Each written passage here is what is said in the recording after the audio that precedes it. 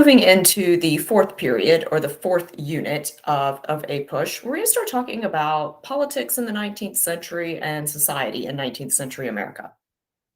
And we'll talk more about the sectional crisis with Unit 5.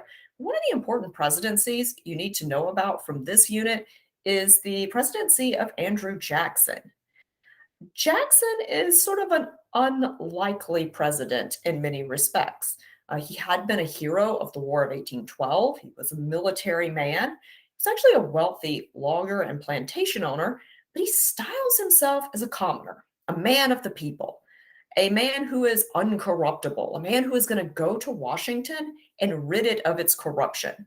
And if this sounds familiar to you, although Republicans were quick to say Trump was the next Reagan, Trump actually had far more in common with Andrew Jackson than he did with Ronald Reagan as far as how he runs his campaign and how he styles himself as a common man of the people against a corrupt establishment in Washington.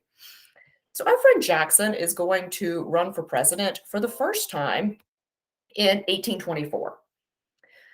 In that year, he will run against John Quincy Adams, a son of the great patriot John Adams, who had also been a president. In this election, it is a fierce election. There are a lot of personal insults slided this way and that about corruption and people being unfit for office. Jackson technically wins the popular vote. But when things go to the Electoral College, no one wins the majority. Neither president gets a majority. And so that means, as per our Constitution, everything is thrown into Congress for Congress to decide. Now, here's the thing that most Americans, and particularly people running for political offices in America, never seem to understand is exactly how the Electoral College works. It is quite common for a president to win the popular vote and still lose the election. That is how the Electoral College works. In this particular case, when it is thrown into Congress, Adams wins. Congress unequivocally votes for John Quincy Adams to be the next president. And our friend Jackson doesn't take this line down. He yells corruption. He argues that some corrupt bargain has been made, some deal struck to keep him out of office because there is corruption in Washington, D.C., and he is a common man of the people who is going to clean out this corruption. He will spend the next 4 years campaigning with a new political party, the Democratic Party. Although the modern day Democratic Party links itself to this party, platform-wise, they are very different. And it's important to remember that our modern political parties don't really develop or even begin developing until the 1930s. So anytime we're talking about Democrats or Republicans prior to the 1930s, we are talking about very different parties than our modern day Democrat and Republican parties. Although both of those parties do link themselves back to these earlier parties and do acknowledge this as their roots, platforms have totally changed. So these are not the same Democratic parties. Jackson's Democratic Party campaigns on overturning things like property requirements. In many states, most average white men could not vote. Most people in the United States could not vote during this period because states had instituted property requirements. So you had to own a certain amount of property. The Democratic Party sort of campaigns against this. All white men should have the right to vote, regardless of whether they're rich or not. And by the next election, the election of 1828, almost all white men are now eligible to vote in America. So this is really the first election where we have widespread voting. And Jackson does, in fact, win this election and becomes the seventh president of the United States. He is going to style himself again as a man of the people, so much so that when he takes office, he opens the White House for his inauguration, which seems like a good idea at first, but all these common people come in and they totally trashed the White House. Like, they completely trashed the White House, pulled the chandeliers down, broke the china. It was a wild party, a really wild party. And people who are DC insiders look at this and they go, oh, this is what we're in for the next 4 years. It's going to be fun. This is great. It's fine. Everything's fine. We're fine. Jackson is a bit unpredictable, though. And on one hand, he supports states' rights, but on the other hand, he supports the federal government. And his flip-flopping back and two is best illustrated by two things that come up, two major things that come up during his time in office. The first of these things is the issue of Indian removal.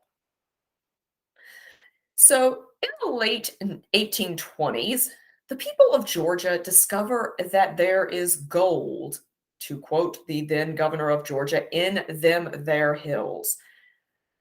I don't know, like quotes coming out of Georgia just always make us sound so much more backwards than we actually are. But anyway, that is the quote that goes down in history. There is gold in them thar hills. I mean, yeah. The problem is that the gold that is in those hills up around Dahlonega is actually on land controlled by the Cherokee Nation. The Cherokee are a large and still powerful Native American nation at this point. But the Cherokee themselves have largely become American. Although they still speak the Cherokee language and they have now written it out and have newspapers published in that language, all of them are also fluent in English. Most of them have converted to Christianity. They live in European style houses. They wear American clothing. They run farms. They are, for all intents and purposes, American, with the exception of the fact that they happen to have darker skin than white people. The Cherokee have no interest in giving up their land, but Georgia attempts to force them out of the North. They sue, and this case goes to the Supreme Court, and the Supreme Court points out that as per the Constitution, states have no power over Native Americans who live within their states. Native Americans, as the Constitution was originally written, are seen as independent countries within the United States. The federal government may make treaties with them and laws abiding them, but states have no power over them. Georgia appeals to the Congress and to the president, saying this is good for us. We need this land. This is perfectly good land with gold on it that's being taken up by these Native Americans. They should be either members of the state of Georgia or they should be gone. We shouldn't have these foreign countries residing within the United States. You're either going to be an American or you should leave. Yes, that thought process goes back a long way in our country. Jackson agrees, and so does Congress. And in 1830, they passed the Indian Removal Act. This act is not only set at removing the Cherokee from North Georgia, it also pinpoints four other Native American nations in the Southeast for removal. That includes the Chickasaw, the Choctaw, the Creek, and the Seminole of Florida. This act basically stipulates that they're going to forcibly trade land with these Native Americans. They are going to take them from the land that has traditionally been theirs and move them out west into what is today Oklahoma to live. Now, there are problems with this.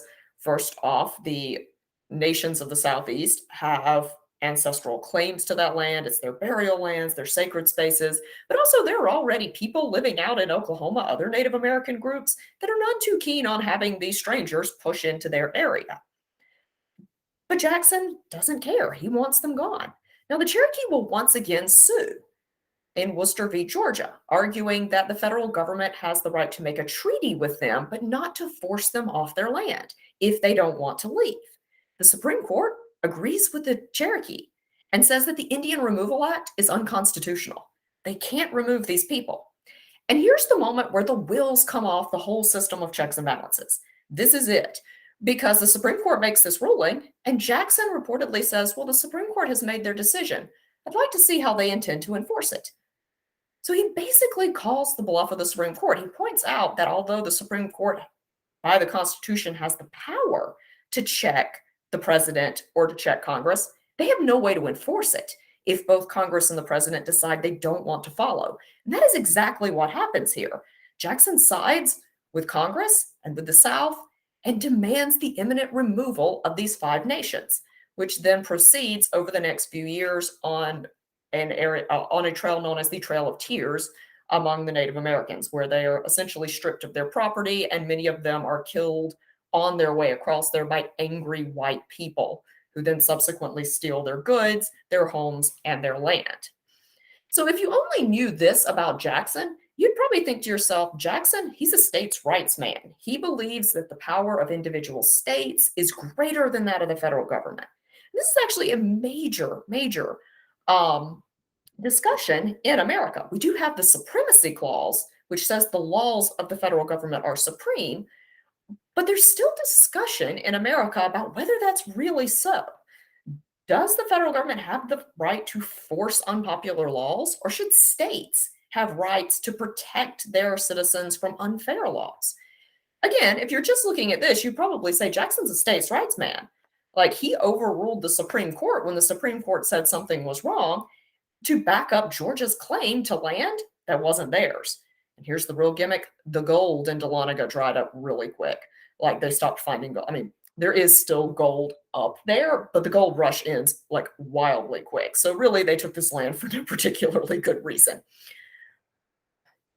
But then Jackson is hit with another issue. So Indian removal actually gains him a lot of popularity in America, particularly in the South, where there are wealthy plantation owners that covet all of this arable land that has belonged to Native Americans. But then he has another issue with the South, and that has to do with a tariff that is passed by Congress in 1828. A tariff is just an import tax. This tariff was passed to tax manufactured goods from Europe. It was meant to make those goods more expensive than goods produced in America. So, this protects American manufacturing in the Northeast by making overseas goods more expensive than American made goods. If you live in the North and you're a part of an industrial society, this is good for you. This means you're going to be selling more goods because your goods are cheaper.